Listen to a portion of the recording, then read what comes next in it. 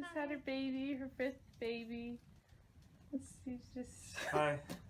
So we're gonna show you how to the proper way to sleep in a hospital room once you've had a baby, because this is a man hater's world. The second floor where you have your baby. This is what they give you to sleep on.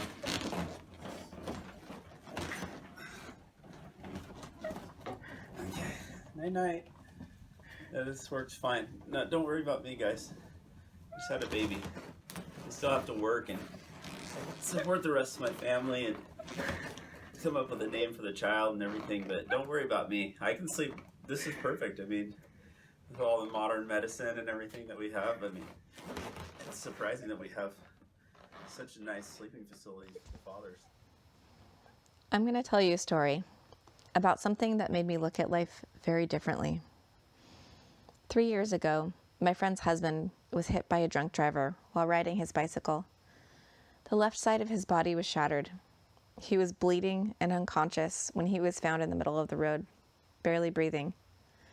He survived, but was in a coma due to a traumatic brain injury. Steve lost a lot that day. He lost his ability to work, walk, talk, and eat. His family lost a lot too. They lost the husband and father Steve used to be to his 5 boys, all under the age of 10. The community immediately rushed to the family's rescue with offers of babysitting, grocery runs, help around the house, gardening, and Christmas presents for the boys. It made the accident more bearable, but it couldn't make Steve the man he used to be. Since that day, we found hope in bringing Steve back to life through therapies. With these therapies, he is slowly returning to us. He started to be able to blink once for yes, twice for no, and 3 times for I don't know. Then he started to move his left leg. Then he was able to throw a ball on command. Then he could count to 5 with his fingers as we spoke the numbers. Then he could twist off a water bottle cap. Then he started to smile when his boys would try to make him laugh. We're now in the process of teaching him the alphabet in sign language, and when his wife, Lori, says, "Say goodnight to the boys," he signs, "I love you."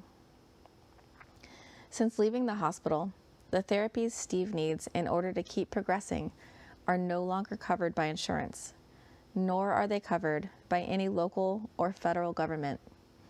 They also do not cover nurses to help Lori care for Steve. Lori is doing an inspiring job of taking care of Steve and her boys, but she falls short. Steve's progress depends on these therapies that she cannot afford without financial assistance. Lori's family needs her at home, not at a job or starting a career. Steve was the breadwinner. He was self-employed and was only 35 when he was hit. I've known Lori since the 3rd grade. She's smart, soft-spoken, yet strong, independent, and very gracefully doesn't take no for an answer. I believe Steve would not have come this far in his recovery if it weren't for Lori's tenacity in doing whatever she can for him. Lori now knows how to navigate her thankless role after Steve's accident, but one thing she hasn't learned to do is ask for help. So that's where I stepped in. I started a charity called Rad Dad TBI Family Fund because I knew there were people out there who didn't need Lori to ask for help. They just knew she needed it. The story changed how I look at life because this could be me one day. I could wake up from a coma without the ability to support and care for my family. I now cherish life like I've never done before. And I hope that if this happens to me, someone steps up and fills the gaps my family cannot possibly fill. Rad Dad TBI's mission is to bring peace to the families of accident-caused traumatic brain injuries by contributing to medical funds and living expenses. We find other families in similar situations to Steve and Lori. We call them our survivors. Steve is a survivor, but we don't want him to just survive. We want him to thrive. By clicking the link below, you will specifically benefit Steve and Lori. For those of you who want to help, you can volunteer your time to the family, make a one-time financial donation, or donate monthly to the family. Your donations will go to Lori and Steve. Because of you, Lori is not alone in raising these boys and rehabilitating Steve. Because of you, Steve is able to have the love, support, and therapies he needs to thrive and progress in healing his family.